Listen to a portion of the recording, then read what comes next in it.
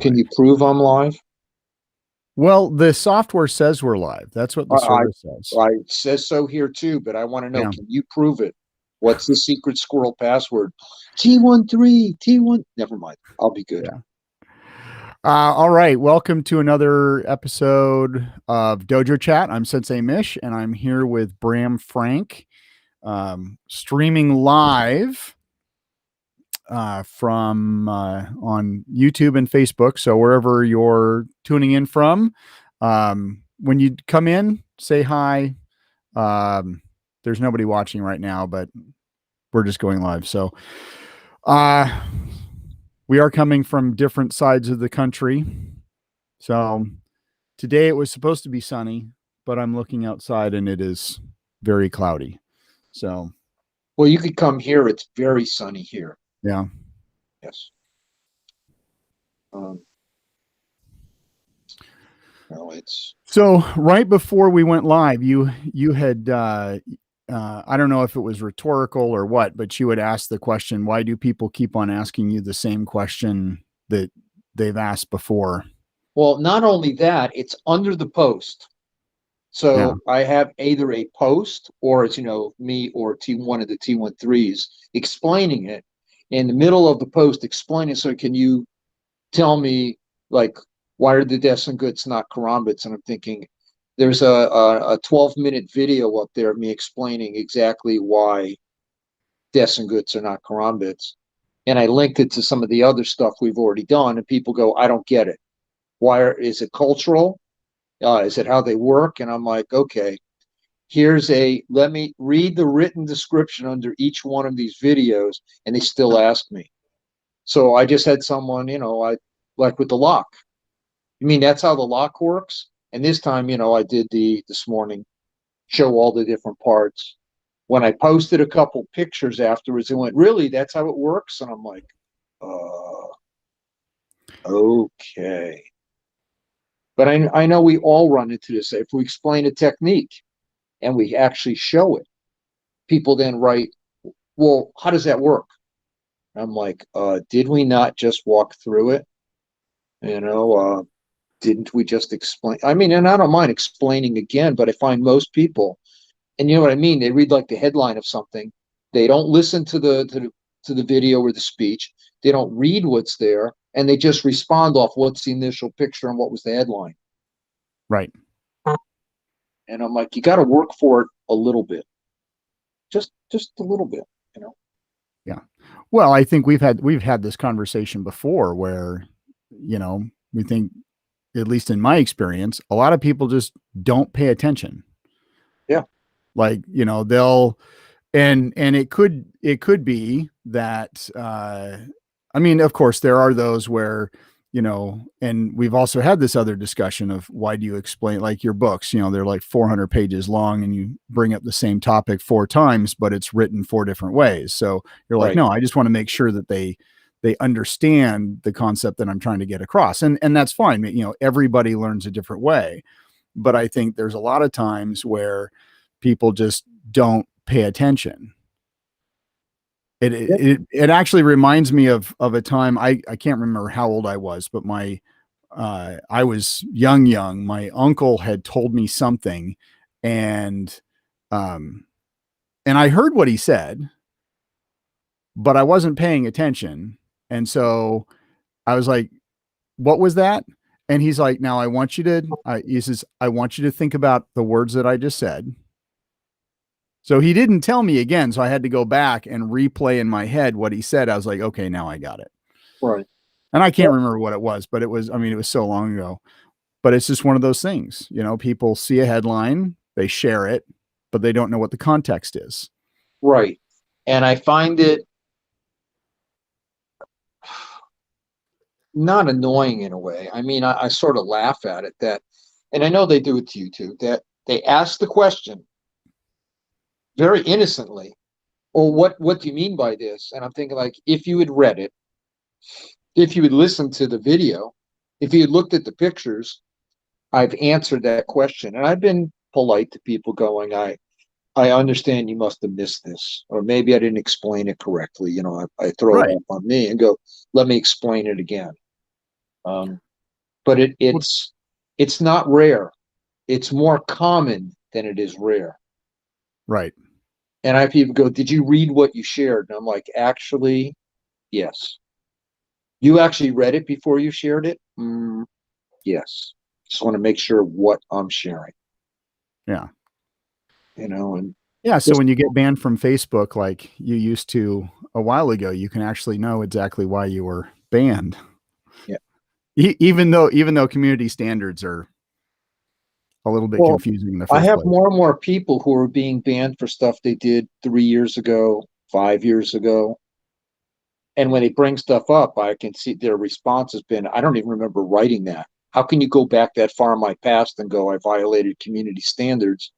It's sort of like double jeopardy. Hey, already been to trial for that. It passed all these years. What are you trying me for it again now for? Yeah. And you remember, I got zapped for something. As soon as I got out, they zapped me for the same thing and said, you zapped me twice for the same post. Yeah.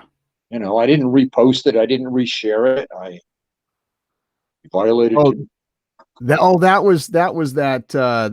post about that one strip joint actually here Yeah. Yeah. Yeah. that Remember, I that got was zapped basically trying to make twice. money on the side by having food deliveries by their Yeah. strippers. Yeah. Yeah. And you're Yeah. like, do you deliver to Florida? It was a simple question. Yeah. Yeah. Yeah. Exactly. Which I didn't think was, but that one I got zapped twice. But what do I know? Yeah. I want y'all Oh, had a good time, so the guys from FMA Pulse. okay. Oh yeah, they were at your place yesterday. Yeah, and they decided and said, they liked all the background, like you did. We said have this stuff in the background, but Hmm. it turns out um, Jesse really likes Wile E. Coyote, so he had me sit in front of Wile E. Coyote and film towards Wile E. Coyote, going, "I love the fact you got Wile E. Coyote, Stitch, and Cheshire Cat all right there, but all that Wile E. Coyote." So he put the chair between them, and they shot towards that. That's cool. All right, we have a few viewers on now. So viewers, if you can, why don't you put in the chat, say hi, tell your name, where you're from, ask a question. And if you So don't this have is a more than drone, just buy a one. No, never mind. this is more than just a chat. If you guys want to ask questions of Bram, you totally can. So It's $1.50 a question. Send it to Mish.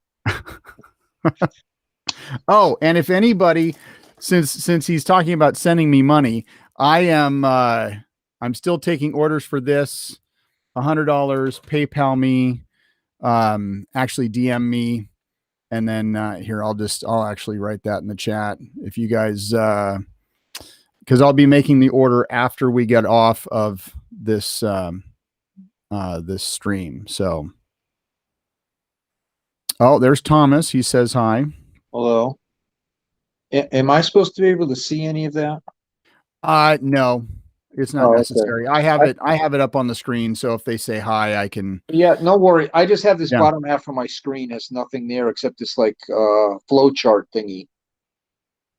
Oh, Thomas says I thought it was $5 a question. Oh no, you can send me $100 for a question. I Yeah, don't care, Thomas. yeah, we'll do that. Yeah. I'm gonna So have Annette get a hold of you because she's not sure how to take care of the camp and okay. get some credit for it from her business. That it's a business thing. Yeah. I talked to Michael Francati yesterday. Okay. He's like one of the highest ranked in all of Bikini Tourist. I told you sort of raised Leo's daughters. And a friend of Annette's. Very, very nice man. He's he turned 68 this month. Coming up in a couple weeks. And he said, "Oh, when do you turn 68?" I said, "July." So we're only a couple months apart. He has as many years in Filipino martial arts as I do, and his whole life is martial arts. Uh, Besides the fact that he has a professional career. But so it Right. was a good chat. We ended up having a nice chat. Um, he doesn't think he can come to camp. I told him to Zoom it. Okay. Um, but Annette's all excited because she wants to give me a hug in person. Her first in-person hug. Right on. Yeah. Uh, Bobby Stroop, he registered this morning. Cool. So, All right. I sent a message. I know everyone's sort of listening. You guys know the yeah. Blade show's coming up. They say they're actually doing it for real. Mish doesn't know if they're going to let him be able to come, but we're also checking with Dave Giddings just so that I'm not there basically holding my tool Alone. by myself at the show. But see, I got around that one. I wasn't crude about that in the old Yeah. Shakespearean way. Didn't he say, that's all you have left is your tool in your hand? Yep. Anyways, I will check with David this week about hotels and then book my flight because I have to Okay. get my flight in a car no matter what you guys end up doing. So Blade's in Atlanta, Georgia, like it always is, and it is that first weekend of June. Yeah, 4, 5, 6. Okay, sweet. You'll have a booth there.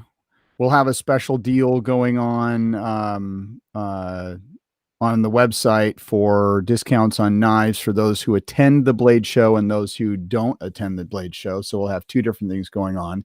And since that subject is up, I want to throw this up.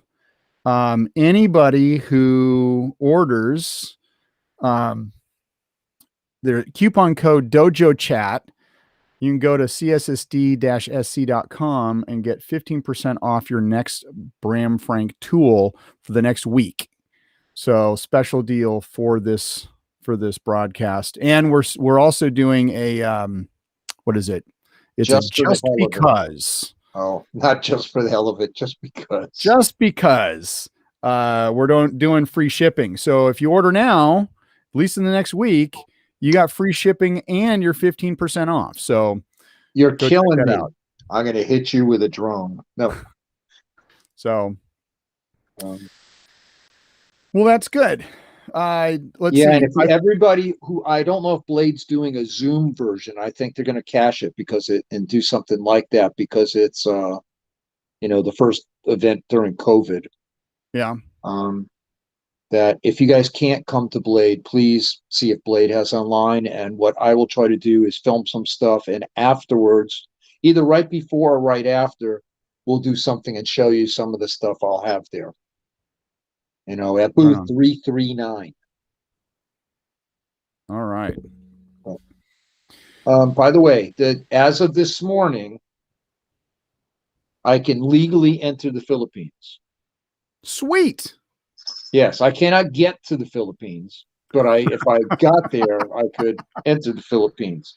But before I go, I have to prove that I have one of their approved quarantine hotels set up for a 7-day stay, that I have my test approved for on the 6th day of my 7-day stay, and show that I've been there for 6 days under quarantine and took my test and I'm negative. And then I can stay there for the 7th day and then be released so that I can go to another quarantine hotel down in Cebu and be stuck in Cebu City till I spend my week there and do the same test. So I can then go up to Bogo to my home and see Nova, however long I want to stay, and then go back down to Cebu to be in quarantine. So I can go up to Manila to be in quarantine so I can fly home, except for, like I said, there's no real flights to the Philippines right now. But so if you got there, that's a minimum. Even if you just went up to the house and said hi and then walked away, that's a minimum of a 4-week stay. Yes. In quarantine, not in with quarantine. Nova. Yeah. Oh my god. In a quarantine approved hotel. I can't just pick a hotel. I have to have a quarantine approved hotel, and I have to have booked my test ahead of time so that on the 6th day of my stay, I have my test. Well, let's just hope that that's a little bit loosened up for the celebration next April, or no? Right. Yeah, I'm sure March.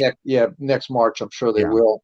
I'd like them to Hopefully, get a cross our little fingers. looser so that maybe before November, let's make it 2 years since I've seen Nova, that maybe in November, after I do the camp with Brian Zolinsky's having a great camp in Connecticut, an Arnis camp.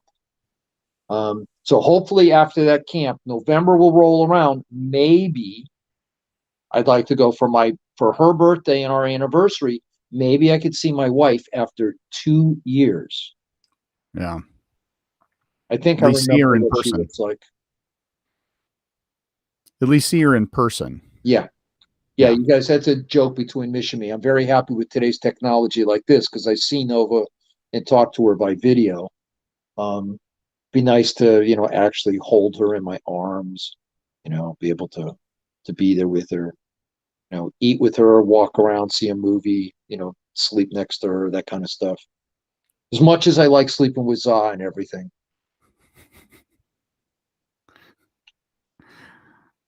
So, yeah, I woke up this morning and Dojo was chewing on my feet through the comforter.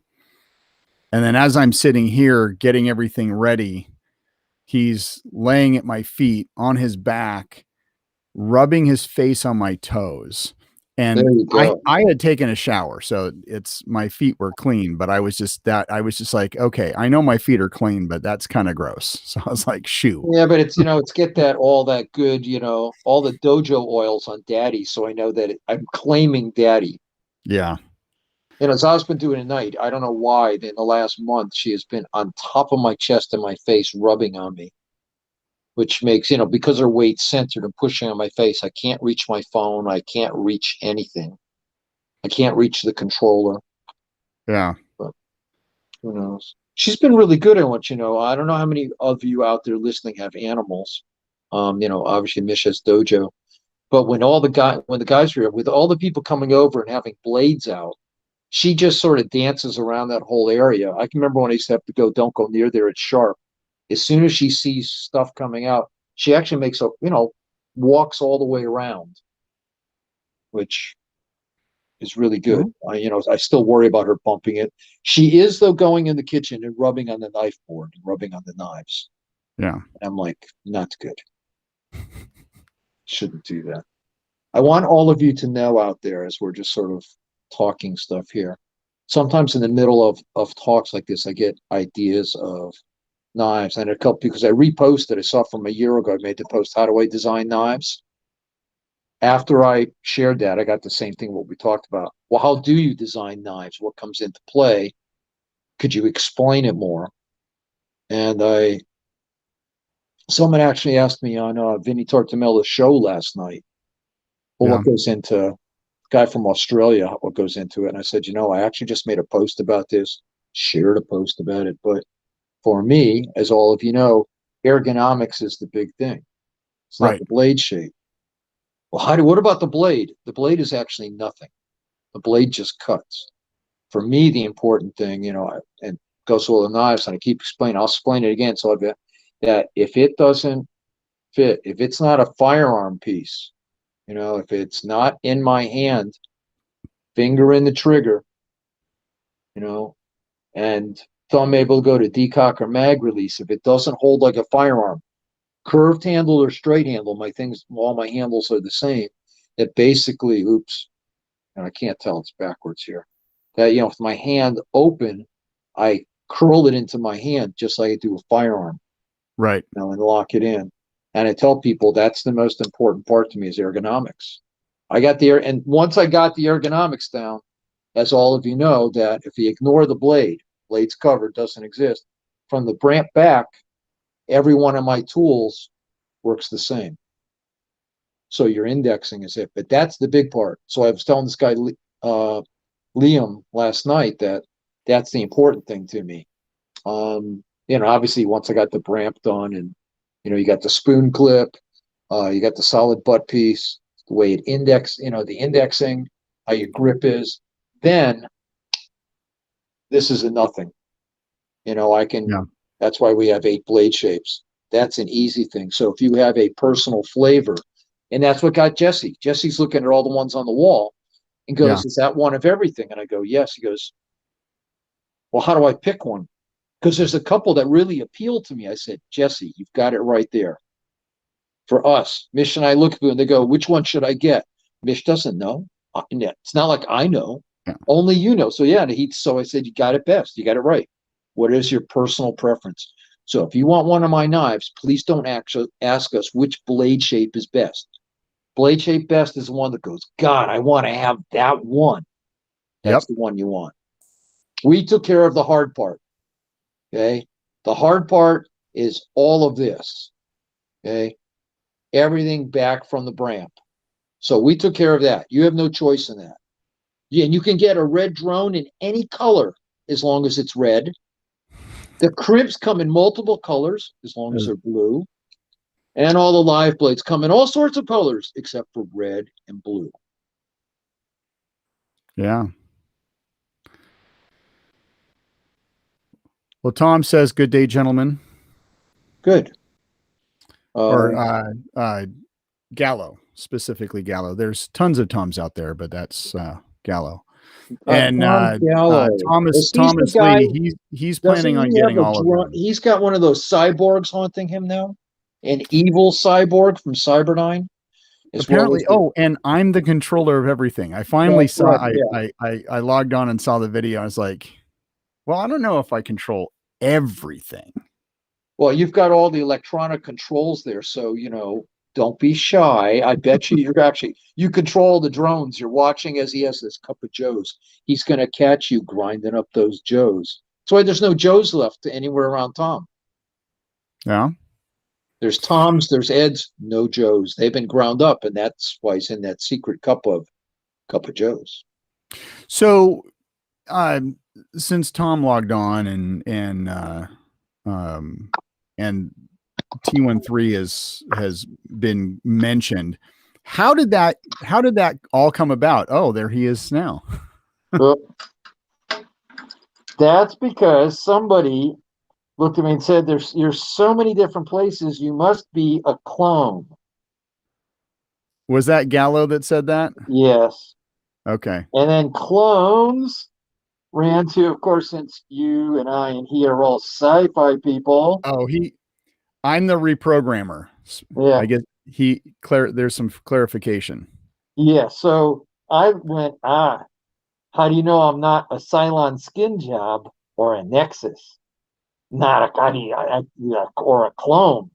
And that led to, well, if I'm a cyborg from Cyberdyne, I must be one of the T1000 series, which is how T13 came up. And Tom Okay. Gallo likes to accuse me, T13, of being the Bram guy. And I open up like a robot, and there's a little alien in there. No alien. Cyborg. Yeah. And T13, I have lots of cousins. And when I disappear, I'm actually with the Mish at Cyberdyne Central, and that's why I was reprogrammed. But that's how I came out. And you know that old guy Bram? He's the one. Zathros. Zathros did it. The one of the past with the one of the now, and sometimes the one of the future. But it's the one. Right. Not me. I have programming. I'm metal. So how many versions are there now? Because you have I know T13 comes out to discuss different knives and their histories and their workings and Well, there's Lapo Arnisador. So I have okay. the Filipino one. I have Conquist Arnisador, which is the Spanish guy who comes out. Okay. There's Chao Chen, who comes out from China to talk about the Dao and the reverse Dao. There's Yabo-sama, Okay. who comes out for the katanas and the Japanese stuff. There's Arnold, who comes out to talk about modern firearms grip and the shotguns and why the buoys work. There's Imhotep, who comes out to talk about the Kopish and ancient Egypt and the Kopis. There's Leon Spartacus, who actually takes care of all the old Greek stuff and the Kopis.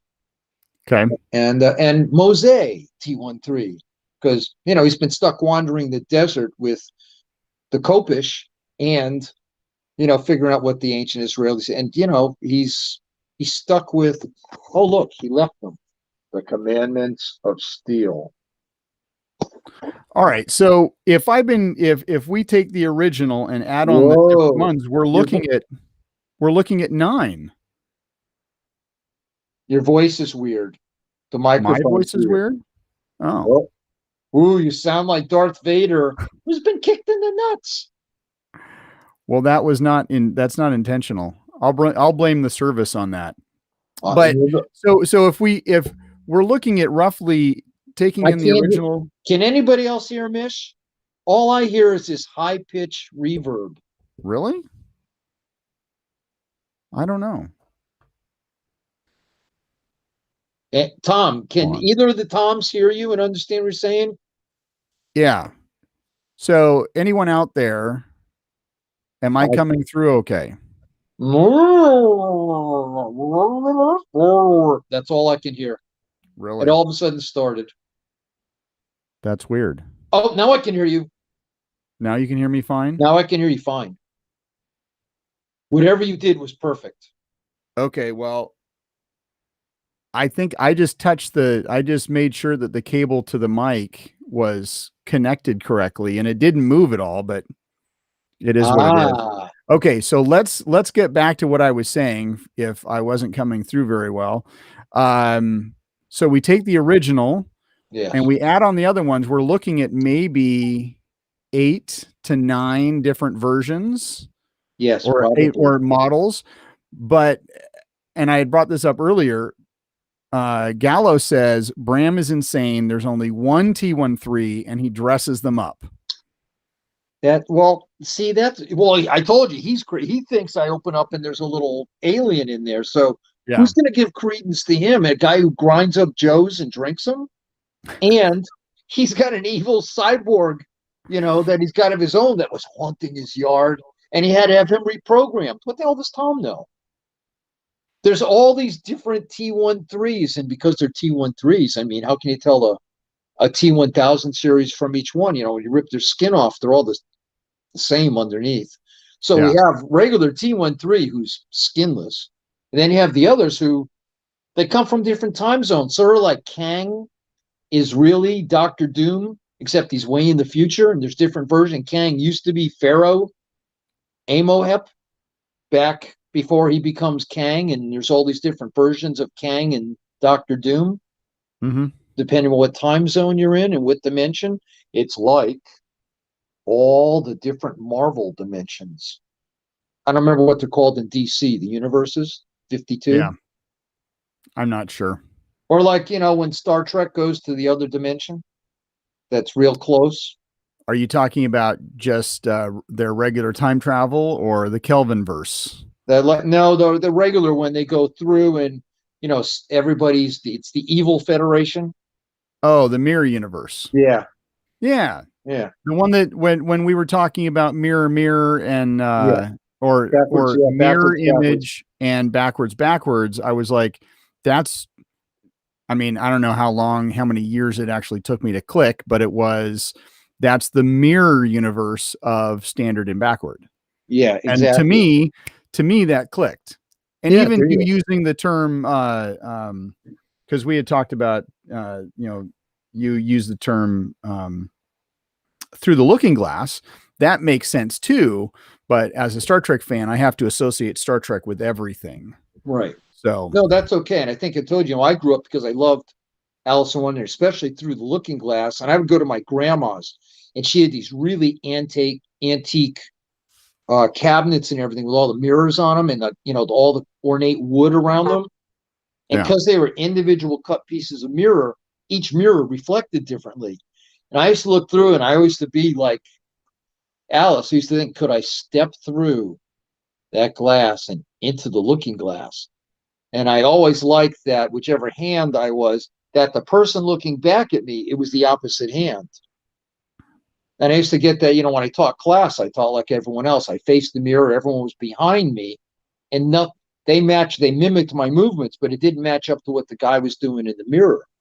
Right. And I started saying that, a lot of times when I would teach, I'd go, if this is Bram of real and it's in my right hand, if I step through, and I would step through mirror, go, it's automatically now in my left hand. In the Bram that lives in the mirror world, the alternate world, looking and going, oh God, my image has it in his right hand over there. Who are those guys? Because the Right. mirror becomes real. And I love the fact that mirrors just flop the image. You know, it's as you move towards the mirror, you see your hands come together and you could step through. But you know, it's one. Well, I think I didn't told you, Lazar at one point was looking at, that's not right. That's not right. That's, oh my God, sir. I just, like you. Oh, it just clicked. I got what you meant. yeah, which actually opens up the art even more and makes it seem to me, it's like, oh, well, that's easy. Yeah. Like it's not like it's not as complicated as I was making it out to be. Right. And I think I told you, I have lots of people, and I took Remy literally. You know, people go, well, how could you not get that? And I'm like, well, I don't know. How could you guys not get it? You know, people, and I think you tell you, they'd say mirror image was the same as using your left hand. And I go, no, it's not. You go, what do you mean? And you and I had this talk, and I had it with the guys who were sitting here from FMA Pulse, that one of the things about, you know, the tappy tappy drill and, you know, single stick sparring with Remy in Modern NIS was that as you're doing it, he would switch up to his left hand, but the guy doing it never changes up. Mm-hmm. So they're still doing right-handed motions. And he goes, well, it's in his left hand. I said, I understand, but you're leading or you're following, you're in your right hand and you haven't changed anything? No. So therefore, he's not using his left hand. His left hand, as you know, for in like in modular, you're training your left hand to do right-handed motions, which is very different than using your left hand as a left hand. Because if there's left hand, it's like you're fighting with a mirror image guy, you know, the guy actually in the mirror, that everything's coming from the wrong angle. You know, you're either blending, you know, you're in front of it or you're behind it. There's no way to intercept it.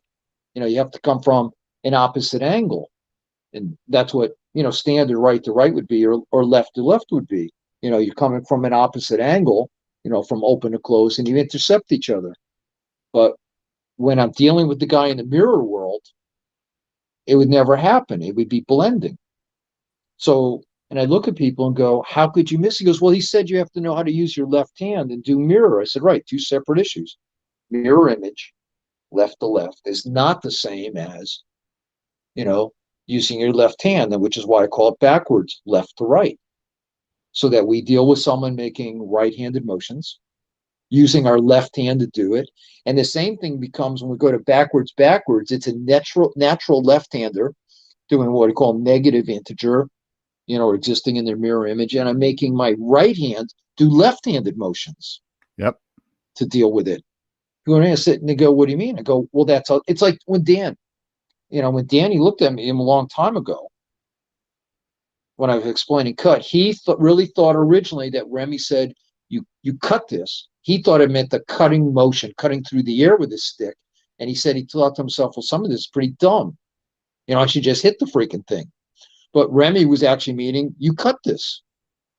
And almost everybody thought what he did. He just meant cutting through the air. It was a cutting motion, not that he was cutting something. Right. You know, as soon as I heard it, I was like, oh my God, cool. I get to cut people. People are like, you're nuts. I go, no, that's what he means. That's what he meant. Because, you know, they did Bolo. You know, so cutting is cool. But, you know, and that's why modular to me, and why Remy, before he passed, and a lot of times before, they goes, oh, I supercharged his Arnis. Because most of the first generation guys, me and the rest of them, our job is to translate what the founder is saying, because he's, you know, ESL, you know, English is a second language at best. Yeah. And they're not a literal type people. So a lot of times they could show you what to do, they could teach, and they were not that they weren't super talented, but they weren't great instructors per se of trying to transfer the information, because that's not how they thought. They could show you a zillion things, but they didn't structure anything. You know, and I tried to keep it simple, you know, because modern NIS is pretty simple in lots of ways. he always used to say, my joke was, it's like Prego, it's already in there. But that's what I tried to do with modular. And I was really honored when he said, boy, you supercharged it and you made little modules, which in a way, if I hadn't really, I was on that path, and because of Bobby Tabata and being introduced to him via Remy in my living room, and him talking about, groupings. And even though there's ungrouped and groupings, Bobby Tabata's version of groupings is very different than everybody else's. It's got levels of groupings, and that they're made to, pop in and out. You can do a group and move to a next group, and by the time you get done, you understand where your motion should be. And as you know, my variation on modules are wherever we have a connecting thread, I could jump to another module. And I got that from being with Remy on my deck and sparring with him and training with him. And we'd be working on one drill and he would just swap to another drill. And he didn't steal a beat and create a space. He didn't swap a spot and shift in. He didn't hesitate, like do a bait or a switch to get me to do something. Where there was a common element, he just, in another drill, he would just switch to another drill. So I started picking that up from him, and I said, oh, because he never expressed it. He couldn't tell me why. He said, oh, you can just move to this one right here. Right. That's when I went, common element.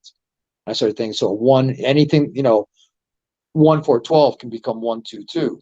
1 2 2 can be 2 3 12. 5 2 4 can obviously be 1 4 12.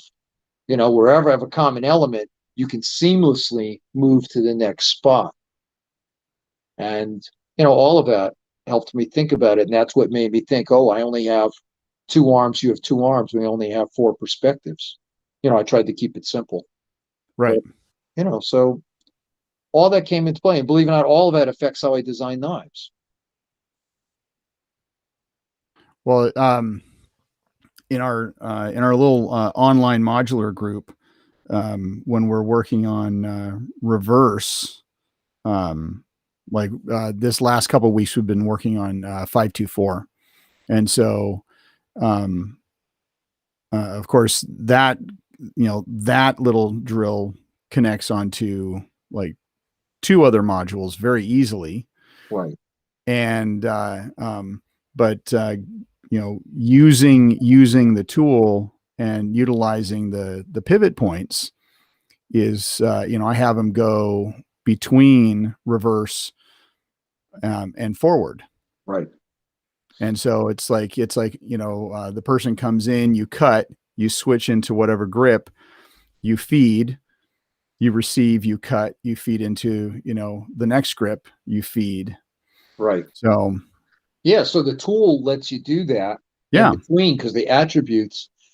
And again, when the FMA Pulse guys were here, when June and Jesse were here, as we're going through it, they both went, oh, your tool has FMA put into it. And I said, well, people joke, and Tom Gallo is already corrupted, Tom Gallo, because I'm manifested into, I always say I'm manifesting steel. So if you have me using my knives, my whole approach to everything is already in the knives.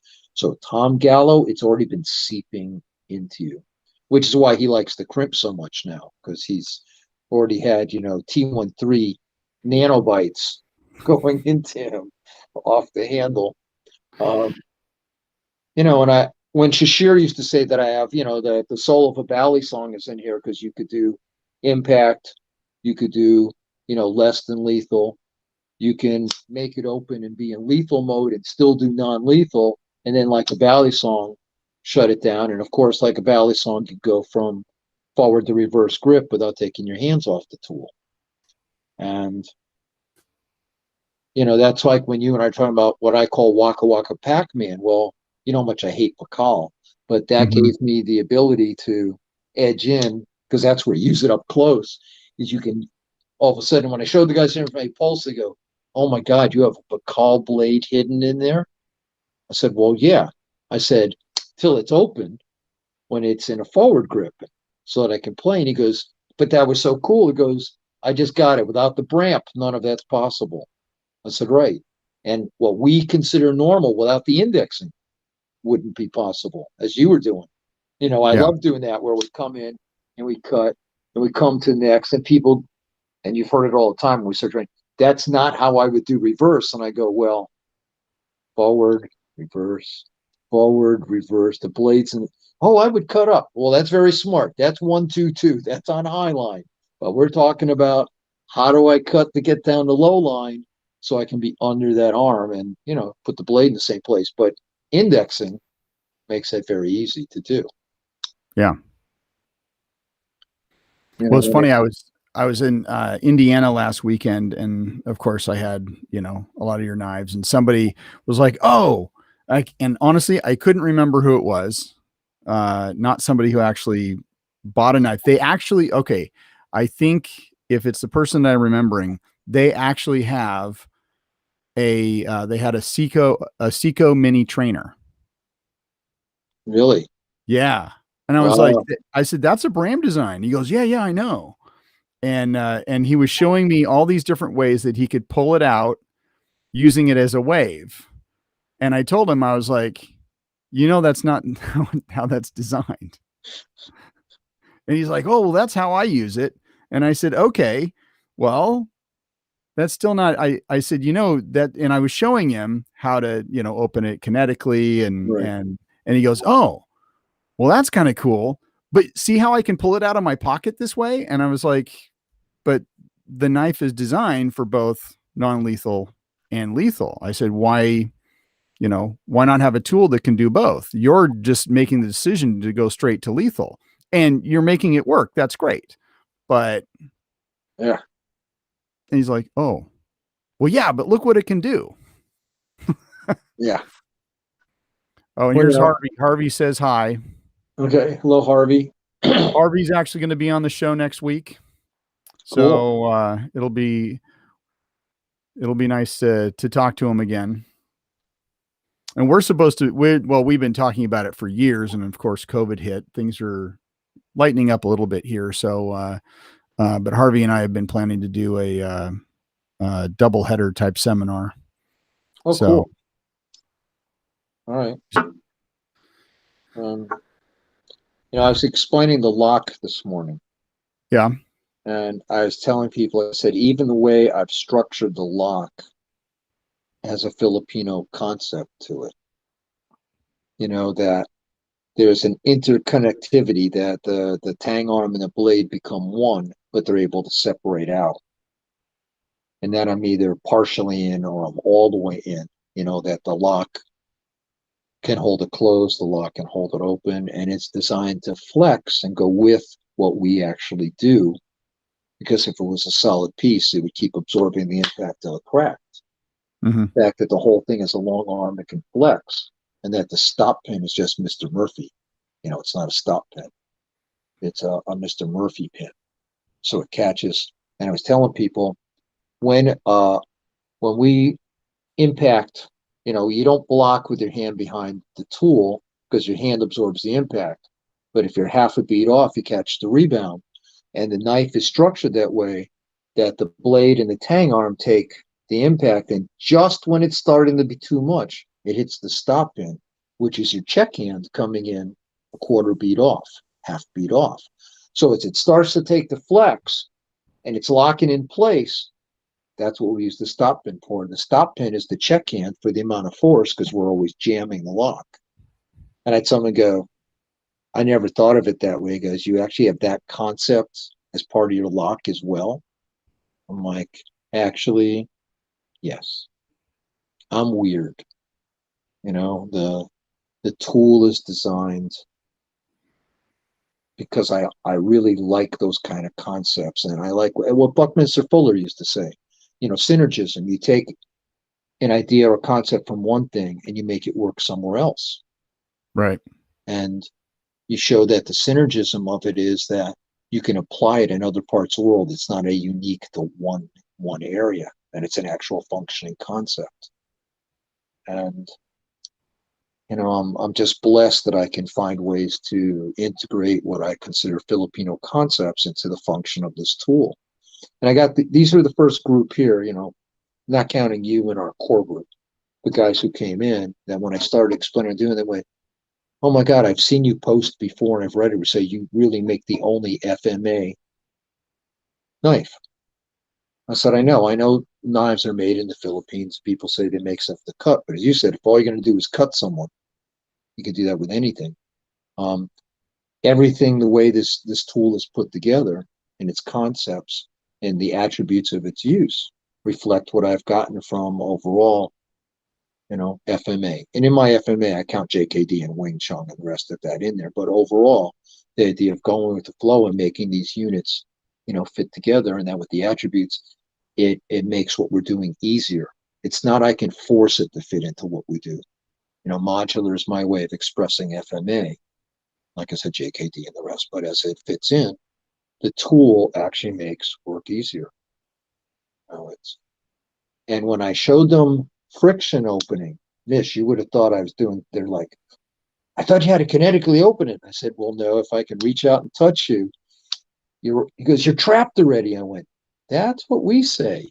He goes, it'll do it in reverse too. I said, yeah. And you should remember, if you hear someone else saying it's a snag opening, there's no snags. That's just us in reverse. But yeah, they were amazed because it took them a while to get this kinetic opening. But again, all of that in FMA and in Wing Chun and JKD, lots of the idea of enter and control.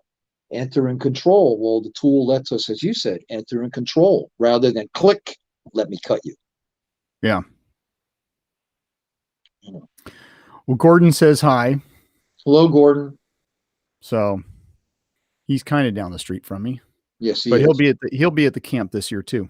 Okay. So well, and that's on your time, but I don't know if I'm sure she's awake by now. I don't know if she knew that we were going to be on. Trying to get some of the others on. Oh, you'll like Laura Lee when you finally get to meet Laura Lee. Laura Lee, she's Thurman. Tango May and Amy wanted me to meet her at the Select International, the Blackwater group, and I'm looking at her thinking, okay, you must be a good Filipino girl. And she goes, absolutely. It turns out she's from Cebu. I got to meet her mom on the award dinner night, and she was a trip and a half to talk to about using the tools. And of course, she came and sat at the table, got herself a MISO. I gave her a drone to go with it. And she's fallen in love with modular and, all the tools. And went, oh my God, it's perfect. She says, I didn't know someone actually took our FMA culture and actually designed a tool that does all that. So I've got from Cebu, who just became friends with Nova, and went, oh my God, and recognized everything the tool's capable of doing and that it reflects Filipino culture.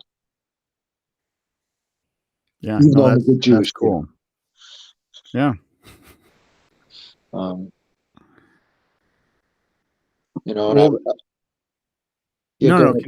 Continue. I was just thinking as we were talking about culture, they said, oh, because I talked about the commandments, and a couple of them, I printed out the commandments and sent them a link to it, and they went, oh my God, you have 10 commandments of steel. I said, yeah, I'm an old Charlton Heston 10 commandments movie freak. I've always liked that image. I love the way he looks when he's got the 10 commandments. I like some of the old Greco's paintings of Moses with the 10 commandments. There's something just so inspiring to me. So when I ran the commandments of steel in Israel, of course I had to have 10 commandments of steel, which are truly applicable and hold up. And a couple of the guys were reading them and said, that's pretty amazing. I said, well, lots of Islamic people have to go to Mecca once in their life. That's a dream. He goes, no, us Filipinos, I said, want to go to Jerusalem. He goes, yeah. I said, well, that's what I used to do, is take groups of my Filipino family. When I'd hold the commandments of steel, we would teach for the 4 days, and then I would take them to Jerusalem for a couple of days. And he goes, oh my God, you should do that again. So maybe we'll do that again. Or maybe we should do a U.S. commandments of steel. Well, you and I have talked about that before. So instead of, still have your birthday camp and that, still make that a thing, but add to it, maybe somewhere halfway in between, do a commandments of steel camp. Yeah. So, I think so. Yeah. And we can have the commandments right on the front of the shirt, Oh, there you go. you know. Or have the one that I embroidered the patch that has Mhm. the commandments, Yeah. and underneath it just lists the first three, basically. Yeah. No, we had talked about that. I'd still like to do that. Maybe we can brainstorm that more as we We can make everyone haul blocks of stone when they're there, and we can build a small pyramid. Whack! You're gonna practice being as slaves of the Egyptians. Whack! Well, we could I do have a wall that needs to be built in my backyard as a retaining wall. So we could do that as part of maybe, There you go. call that the pyramid, Yeah, you there know. you go. Or the walkway So, of Ramses. Yeah. all right, we have a question. Thomas, he says, what is the parameters for a good bolo? What are the parameters for a good bolo? Yeah. Well, actually, I was just online because someone in FMA discussion said, what was the bolo that was given to the bolo battalion? And Mish, I want you to know, and I'll address Thomas will get inside. I found lots of pictures way back when I was first starting the bolo book of the knives, the Springfield knives given to the our bolo battalion guys, for the first and second bolo battalion while they trained in California from Springfield. Well, I can't find any of those images anymore. And I think I told you Markle actually found one. Well, they're based off the 1909 and the 1917 M series bolo for the military. And I noticed that series is almost exact for the ones coming from UK, the French, and even the Russians of pre-World War II and World War II. And they look like modified Filipino bolos. A lot of those have the cutlass type effect where it gets, the blade gets wider towards the end, which makes it good for, when they call them actual, the medics had them in the hospital corps because they had to hack their way through jungles to get to people. They had to cut fibrous materials, so the weight at the end of the blade mattered. The reason there's no weight at the end of the blade of most what are used as weapons is you can't move that tip around very fast if the weight's out there because everything goes forward. I've seen lots of agricultural bolos and cultural machetes, that are used for agriculture. They get broader and wider as they get to the tip. That makes them a good cutting tool that puts a weight. They're good for chopping wood and getting the weight moving out there. It does not make them great, effective sparring tools, fighting tools, dueling tools, per se. Pick any one of those variations of it. Right. Not that they won't chop through a limb or chop through a person. So the parameters for me are I need the tip to taper. I need a tip, just like a knife blade, that I'm losing it. So all the ones that have flared ends, like I hate to pick on Tom Brown, but Tom Brown's tracker, the blade gets fatter at the end, cutlass Okay. style, and that kind of stuff.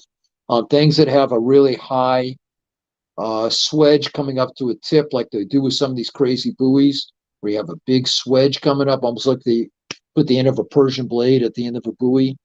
Um, a K-bar is an example of the front tip comes up too high because when you go to thrust with it, you hit the front flat edge. You don't hit the tip. You have to almost drop your wrist, to get to the tip. So a bolo for me needs to have a blade that tapers on down to a tip, a cutting tip. It does not need to have a sharpened swedge, like some fighting buoys. A lot of fighting buoys, and that's what fighting bolos are big Chinese knives. And a lot of them come from southern China and they're used on the ships. And the idea that we've talked about, a bolo has to fit between the flat of your hand and your armpit. Right. And that's so that by the time I grab it, if it already is that short, and then I grab the handle, which takes away 6 to 8 inches of the overall length, that means I can turn it inside my own arm if I have to, and I don't get cut. when the guys actually came and I put bolos in their hands here, because they'd never actually played with bolos, they played with sticks. Right. The guys from FMA Pulse, they were amazed. And June said, "Oh my God, sir, this." They'd cut their hand. And when I put the original, Remy's, like I said, I don't know if it's grandfather's uncles. I can't tell which one was which. When he put that one in, he said, "Oh my God, look at how small that tapered to. And it's not a curve." He goes, "Oh my God, it drops down." I said, "I know. Yeah. It's a drop down swedge, and it leaves a big wound channel." So Thomas, for me, it's got to be light. It's got to fit in your hand. I need that bird's beak, even if it's just the shape of it, to be able to do the grab, which is where I get this shape from, and where the Bramp finger ends doing things so that I get those punyo grabs and locks while I'm manipulating, the blade at the end that I can control while I cut. So for me, a bolo is not just I'm out here dancing and weaving it. A good bolo has to allow for up close and personal use. And as you guys have always heard me say, it has to be a big knife, not a small sword. Yeah. I think I actually did like a promo video for a modular class. And I was like, this is a knife and this is a knife. And I brought up a bolo and I was like, and this is just a really big knife. Yeah, exactly. Someone actually posted a picture, when Bill died, Bill Bagwell, of and they didn't have all his coffin handles, and I prefer his coffin handles and stuff. But they had one that was basically a 14-inch blade. Mm-hmm. Someone said, "Oh, it's way too big." I said, "No, that's what I meant. Bill was making me a 13 and a half, 14-inch one, and I wish he had done it before he died." But that to me is bolo size. And you've seen when I made the drawings, and I haven't actually made any of my buoy set. The largest one is basically bolo size because that's a good military combative size knife, like Arkansas toothpicks. And a lot of the fighting buoys had anywhere from an 11-inch to a 14-inch blade. Anything more than that, it becomes a small sword because the length of it has a life of its own. A knife follows your hand and your arm. It has no life of its own. It will do what you want it to do. Once something gets long enough that you have to worry about its length and its life and what its motion wants to do, it's not a knife anymore. Now it's a sword. Yeah. Right on. Well, Thomas responded, "Thank you," or well, specifically okay, but yeah.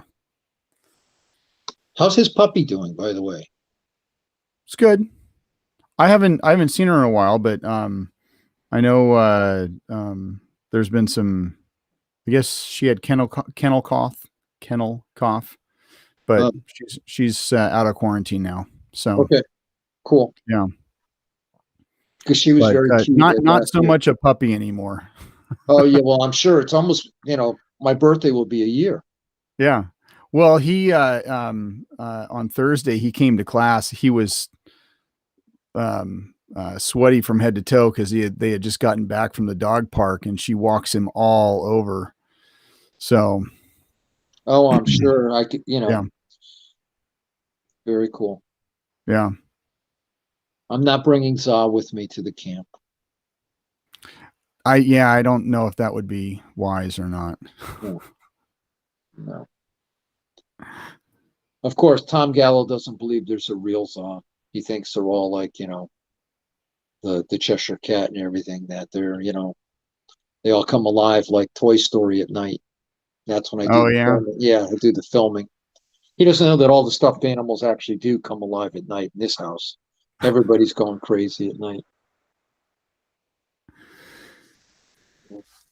Well, this is I got one of these. This does come. Oh, there we go. Ooh, hi, buddy. Oh, wait a minute. Is it even on? I got to turn it on. Oh, here we go. And its On. lightsaber pops out. No, this is Grogu. So there you go. Oh yeah, move. Yeah. You didn't give So it a lightsaber yet? I'm surprised at you. well, I don't know.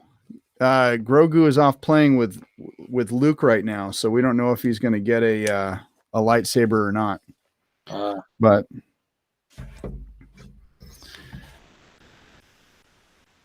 someone posted, could you still do modular if you had lightsabers or mini lightsabers? And I'm like, I would assume so. Lightsaber yeah, to lightsaber block. like okay, don't lightsaber well, to lightsaber block. You can actually. Well, that would be more stick to stick. I would say in theory, like just like using a real blade. Like, yeah, we do modular. You could totally do modular with a real blade. Or we do modular with a real blade. We practice with a trainer. So if we translate that to say a mini lightsaber, yeah. But it's going to be more than biomechanical cutting though. You're going to disarm them literally just because the blade is so Yeah, I know it's not going to stop on the surface. Yeah. I'm sure though, and I'm Star Wars fan, but not like a super Star Wars fan. I'm sure they have training blades that don't actually cut. So they might be like the Star Wars version of one of those buzzing knives that when you touch it, you kind of get shocked. So, yeah. Gordon says, flesh off. Gordon says one block, no hand. Yeah. Well, maybe totally. They have low voltage, so it's only a flesh wound. Yeah, there we go. Yeah. And if they're all Jedis, if they're all true Jedis, then they have force healing. Yeah, there you go. Yeah, there we go. So problem solved. Well, does that mean we have to make mini lightsabers that we can use at the camp? Zip, zip, zip, zip, zip, zip, zip. I don't know. We'll make them bolo size. Have it still be short for a lightsaber. Lightsaber. The length of a lightsaber is relative on its user. So, even Yoda had a shorter lightsaber. He can just bounce all over the place. Yeah. Okay. So we get a bolo sized one. Yeah. All right. So should I go out and buy a bunch of lightsabers as I see them, and then we can play with them at the at the camp? I was tempted to get a couple, just to in the dark do it so we could see the patterns. Yeah. Because I used to do that with glow sticks. We could still get those. I used to put glow sticks on the blades, and sometimes we'd layer them on sticks and at night so you could see the patterns. People went, "Oh my God, that's your look! Oh, now I see the Sinawali pattern you have on your arm and the Redonda patterns, and I can see it repeat." I'm like, "Yeah, of course." Yeah. So maybe if we don't even get lightsabers, maybe we'll just get some glow sticks to use at night. Okay. Film the patterns. We could do it usually gets darker on the Saturday because not because of the camp, but because of the barbecue. So I was going to say something else. I can't remember what I was going to say. That's my line because I'm old. You're not that old. I mean, you're older than me, but you're not that old. And I did get the bolos though. Those are not the bolos. The machetes. I did get the machetes. Cool. That you sent me that link. So I got 2, and you can tell that they're $16 machetes. I think I showed Thomas. I was like, yeah. I said these are $16 a pair. Yeah. They look like they're $16 a pair. So no problem beating those up. Yeah. But that's what we want. We just want to show that here's some steel. And I was watching, I don't mean to pick on her. I won't say her name. Her dad's a grandmaster. She's a fashion model, movie star, adventure star, whatever. And I just watched her playing with another guy doing sword work, and they're banging, bolos type sword. Gununtings and longers, and they're banging edge to edge while they're doing their drills. And I'm like, you realize that's bad habit. That's like utterly stupid. You're teaching yourself to destroy your blade. And I Well, got that with the guys who were here because as soon as they actually put live blades, I cut some swim noodles and I just sort of ran yeah, through, not chopping, but my typical, let me just touch you and oh, look, it right. slices right through. And he went, ooh, boy, does that kill off a whole bunch of stuff I do with sticks. And I went, yeah. I said, I had people tell me what they would do. And as soon as they start playing with me, they go to grab the trainer and I go, I won. They go, no, no, I'm in control. I'm like, no, no, you got fingies. R and S are on the floor. I won. You can't, well, let me correct that. You may not. You can grab it once. And he looked Like at Gordon me. said, one block, no hand. Yeah.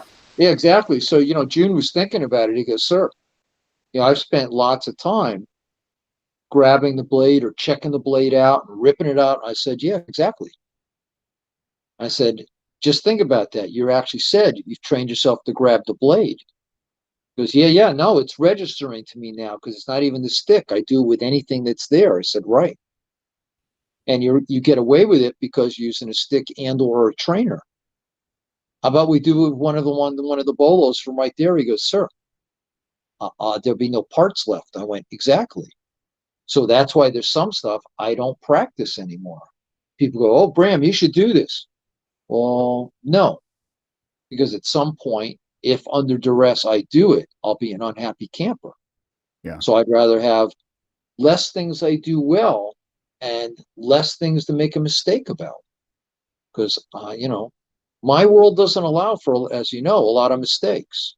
And when I tell people we're training to make sure we don't cut ourselves, and what about the other guy cutting us? Well, if you're dealing with another individual, you're going to get cut. You're going to get hit.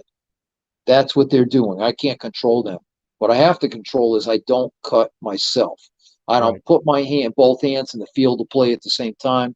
I don't put a hand in front of the blade because it's stupid. It can't tell cutting the bad guy or cutting me. It's all the same thing. So,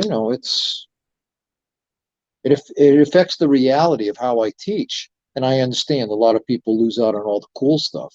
But I actually had these guys sitting here during the interview going, oh my God, I do that all the time, which means I'd be cut. And when I took out a trainer and we played a little bit, they're so used to doing impact grab, impact rip it out, impact trap. As the blade ran across their arm or across their hands or underneath their arm, they're like, whoa. And again, especially because I had taken out the swim noodles and I was Yeah. slicing beforehand. And when I pulled out, I had a magnum in my hand and I had a swim noodle. I was doing, pakal grip and then snapping it open and slicing through, coming around, reverse grip, coming back, closing it so I could go right back to a pakal grip and cutting all, and these pieces of swim noodle are just coming off. And they're looking at me. I said, yep, those are pieces of you. Like, we didn't get it before. I went, I know. Well, going back to, banging metal to metal and ruining the blades. Even when I started in modern harness, my instructor was like, yeah, we did some big demo and we did double Sinawali with machetes, and man, we were making sparks, and I mean, those blades were ruined. But she was like, oh, well, this is what you're doing with the sticks. And this is a translation for the blades. And I'm just like, something inside me was like, but I'm ruining my blades. Why would that be a thing? And so most FMA people, if they're not uh, exposed to realistic knife work, they just think it's, like blade to blade, like stick to stick. I know. And That's what, honestly, it wasn't it, and I can't remember how long I was doing Arnis until I met you, but in '05, well, maybe it was 4 or 5 years. But in '05, when you and Danny did that first, I call it Stick and Still Zero, but it was Yeah. that Yeah. In Portland. in that one Portland camp in '05. Even though I wasn't participating, I was standing behind the camera watching. I was like, I like that. That makes sense. Like it, you know. So I was a convert from there. Well, when I was in Dumaguete, it was gonna be my first time with Peachy Barron. And she's out there going, make sure you block with the flat and you pass them with the back edge and pass them with the flat. Don't hit edge to edge. And I'm like, people are complaining about her version of Illustrissimo because she's, she was under Tony Diego, one of the seniors, when Tony died. And she ended up taking over a whole section of it. I looked up and went, I don't need to know anything else. I already love Peachy because I hear my words coming out of her mouth. Block with the flat, pass with the back. Don't bring your edge to edge unless you're going to cut them. Don't ruin your edge. And Mm-hmm. people are going, well, that means, what about the drills? And, like when I show like single Sinawali and simple single Sinawali, when we're using blades, you go, one person has to do the blocking part, and then you rotate to the other person doing the cutting part so your partner can do the blocking part. Why? Because we can't do both at the same time. Well, we can. We'll just ruin our Right. blades. Right. And, when Dieter just a while ago posted pictures, as you and I've talked about, of these machetes and stuff, and, some of the aluminum blades, where the edges are ruined. And I met two famous instructors at this FMA camp, and they pulled out their Gunantings, bolos, swords, whatever they were, barongs, and went to bang. They've been using them for years, and the aluminum had sharp edges. They were like floured all up and down it. I said, how can you use those? If you accidentally run that edge on your partner, you're going to cut them. There's all those spikes. I said, you need to, file that down and sand it down and make them smooth again. You have to learn blade etiquette. If you have trainer drones and they get nicked, you have to treat them like real blades and immediately get rid of any burrs or spurs sticking out so you don't leave a spot that will generate a crack and you don't harm your partner. We're supposed to do that? Yes, you're supposed to do that. This is a disgrace. And when Dieter showed the pictures, look at these, we still have them. I'm like, not only do you still have them, don't tell me you still use them. Oh, yes. That's dangerous. Those are like giant serrated blades. Yeah. I told you the first time Remy looked at it and said, oh, it doesn't matter. We've ruined them. We ruined the edges and we throw them away. I'm like, throw them away. We can tell you're not the family that actually made the blades because you would put steel back in the melting pot, remelt it, reforge it, but throw it away. That's a modern day idea. I use it and I throw it away. And I don't know if my dad used to have jars of, screws, anything he could salvage before he threw something away. Everything was salvaged. Oh yeah, I can be a mini pack rat myself. I have to, it would be worse, but I have to make a rule that, and Lisa's the same way. If we haven't touched it or used it in like a 3-year period, then chances are we're probably not going to use it. Yeah, I have to give myself a little longer because depending upon by the time I rotate the projects, because I go from one area of interest to the next, I don't want to find out I got there and decided I'm not going to do that again, and I chuck something. Go, damn! It wasn't like it was a peripheral; it was a major component of that kind of interest of mine, and I went, oh, what the fuck? And I got rid of it, and now I'm stuck. Yeah. So I keep them a little long, but I recycle plastic containers because you've seen a lot of times I take the knives apart. I use the containers. I don't want the screws on the table or somewhere. I drop everything into sealed containers. When I'm done, they go back into, sealed containers. Right. Just so that I can recycle them and have the parts here. So, but, I'm getting used to carrying magnums. I don't know if Oh yeah. at least in my hand. I've, because I use them all the time for demo. And the other day I went and grabbed the standard because someone in the house, and it felt like this little itty bitty thing in my hand. And I'm like, I've been using magnums too long. The magnum feels almost absolutely correct. I'm used to its indexing and spacing that I can shift my hand up and down a little. And I pull up the standard and I'm like, it Well, is. I use a Magnum to teach because it's easier for the students to see, especially Yeah, on Zoom. yeah, exactly. Well, that's why I picked You it up know, because it's easier overall to see. And because it's identical in shape, they can't tell a magnum from a standard on a right? digital format. But I find that Yeah, all my at-home use tools are all magnums. yeah.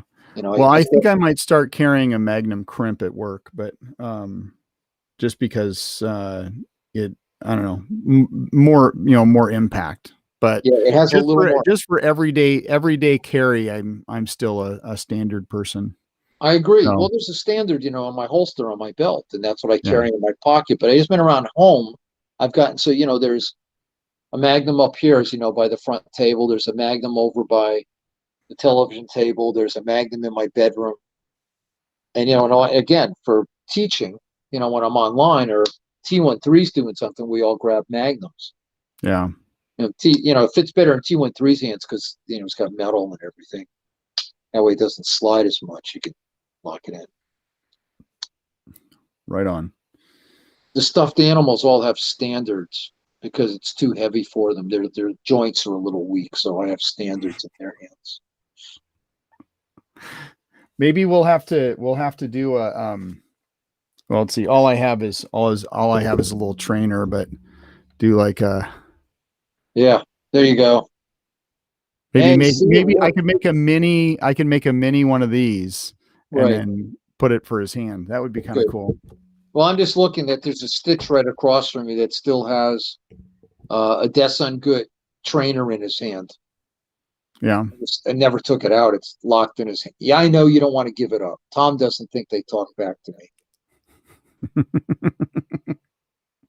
Like I said, this is the man who knows that there's black vans parking in front of his house.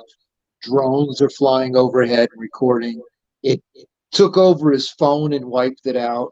And he's got a wild, crazy cyborg at his house. It worked out. So, well, he's not partially wrong. I mean, he's not wrong.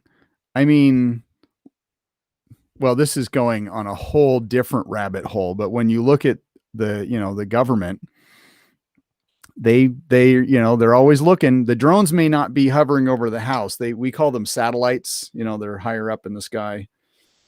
Don't give And him the idea because then he's going to figure out you've got the screens and you're the one controlling the drones over his house and talking and calling Cyberdyne Central to have those black vans that park in front of his house. well, maybe his neighbors just really like the color black and they just bought themselves a new van. Yeah, the same van with blacked He's out windows waiting. he's looking too far into it. Yeah.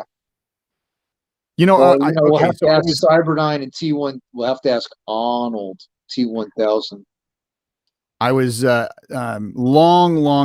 long ago.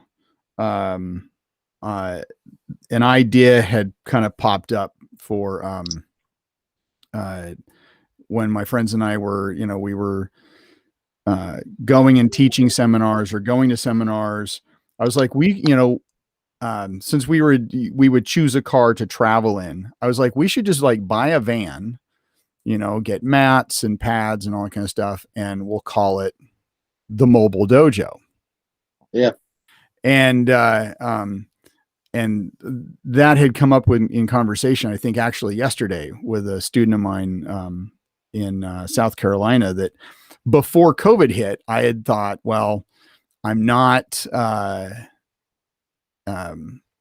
maybe I should just do only private classes. I'll call it the Mobile Dojo, which I bought the domain for, but of course then COVID hit. But then I would just drive and teach and just kind of bounce around. And I figured if I could do 10 classes a week at the cost that I wanted to charge, I could actually quit my job because I'd be bringing home the exact same amount of money with just 10 privates.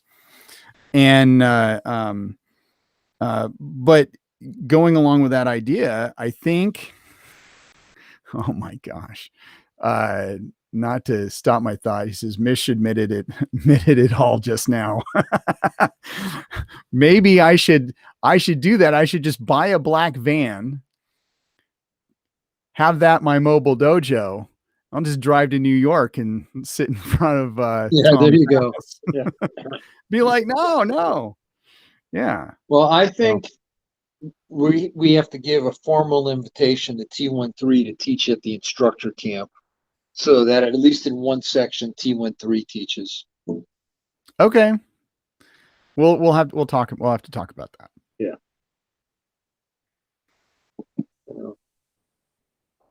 All right. So we've been mentioning this camp. I'm gonna anyone who wants to go either live or virtually, you can go here.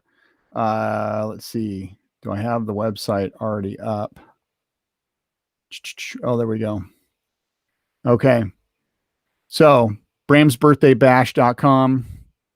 You go there, you register. We have virtual. We'll have it virtual, which we did Zoom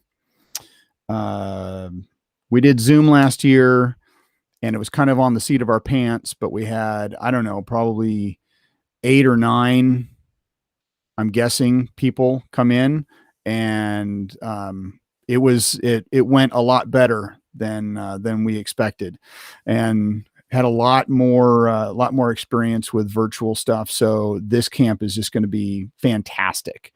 So virtually or live. And if you're in town and you only want to come for a day, there are day options too. So just go there. Everything's discounted right now as a pre-registration. Nope, there we go. There we go. Birthday. That was from last year's camp. Yeah. So birthday. I have to redo the number for I have to redo the number for this year's, just because the Desungut just doesn't flow well. But the logo for this year is made up. So anyway, so for those of you who want to go, you can go.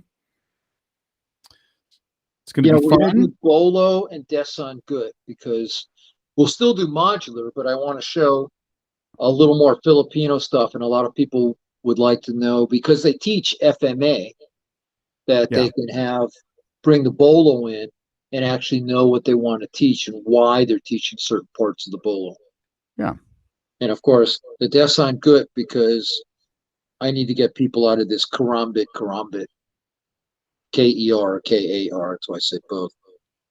Kur and Kar, whatever, that karambits are not part of the Filipino lexicon. We may have hijacked them from Indonesia and Malaysia, but they're not used in the Philippines. Pre-modern era. They're a late modern era addition, whereas Sanguts are real. Yeah. Well, kind of like what is it? Kali. Yeah. The term Kali. It's not actually. Oh, Filipino. I have many arms. Ooh. Oh, never mind. Yeah. Well, which Indiana was that? That was the second Indiana Jones movie. Temple of Doom. Temple of Doom. So. All right. Well, we're coming to the end. Gonna bring. Let's see, Bram. I'm gonna hide you for a second. Okay. And I'm gonna bring in here. So if you've hung out this long and you have not subscribed or followed DojoChat, so we've got DojoChat on Facebook. We've got me, Sensei Mish, at YouTube, and then I've also got an Instagram. Don't always post. I post there sometimes. And of course we have a website. So if you want to be on the show, or if you want to support the show, you can go there and fill out a form, send that in. So even you guys just watching, I appreciate the support. Next week I have Harvey Hondant. I'm probably butchering that last name. I've known him several years. He's really cool. He's another Q show guy. He actually lives several hours north of me, but good friend Harvey's going to join me next week. So same time, 10 a.m. Pacific time. So let's see. And then we'll get Bram back in here. There we go. Okay. Well, let's see. Let's throw out, you've got your website, of course, cssd-sc.com. You can go there, get knives. Like I said earlier, you can use the coupon code DojoChat for 15% off. Let's see. Oh, you're in 2 weeks, I think. The weekend of the 15th. Yes. Yes, you're going to be in Colorado teaching at Jason May's Progressive Arnis Camp. Yes, I will. Yeah. Yeah, I'll be out there with Chad and with Jason, and it's the Rocky Mountain something. Okay. Well, I completely forgot to reach out to Jason. I was going to put that information, so I'll reach out to him, put that stuff in the blurb below. And then you've got you'll be out here in July. Well, in June, I'll still be going to the Prasos camp at the end of the month, at the end of June, okay. Philadelphia. Villanova's closed, but we're doing it in the park. And I know a lot of people going, what am I going to go do that for? Well, I will still be there. Michael will be there because we didn't go this year. They shut everything down.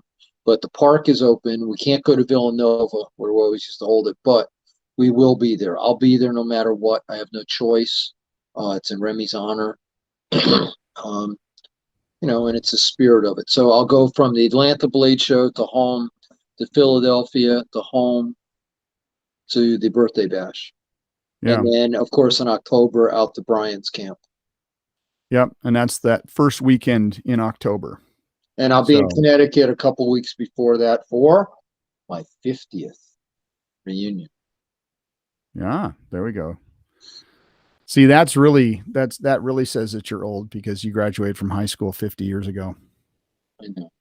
Well, I hear songs, and to me, they're still new. And I realize someone said, you realize those songs are 50 and 60 years old. And I'm like, oh. Oh, I don't feel old until I realize I graduated from high school 30 years ago. So, or I see kids that are, it's like, oh yeah, I'm in my 30s. And it's like, you're so young. Kid that I used to work with at the hospital. Of course I've been, he's moved into a different spot. I've moved into a different spot. I don't know how old he is, 25, 26 years old. I'm older than his parents. Yes. Yet he's older than my eldest son. So well, yes, I don't know. It's age is so relative, but it's I know. Well, I don't think about it. I'm obviously a lot older than Nova.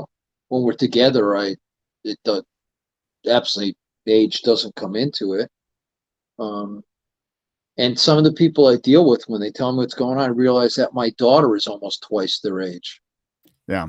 Well, actually, either daughter, be it Amy or Rachel, that are older than them. And I'm like, oh my God. So, all right. So, anyways, thank you, lots everybody. of things moving forward. Oh yeah. And as I'm listing off all the different places where to train with, you also have an online training site, Bram Frank modulartraining.com, online certifications for instructors and users. And it's constantly growing. We'll have crimp up there in the next week. And then after your birthday camp, we'll have Bolo. So yeah. Yep. So there we go. Don't forget, any kind of training, safe red trainer drone. Don't use a live blade. Trainer drum, red. Wise final words from today's podcast. That's right. All right. Thank you for all tuning in, and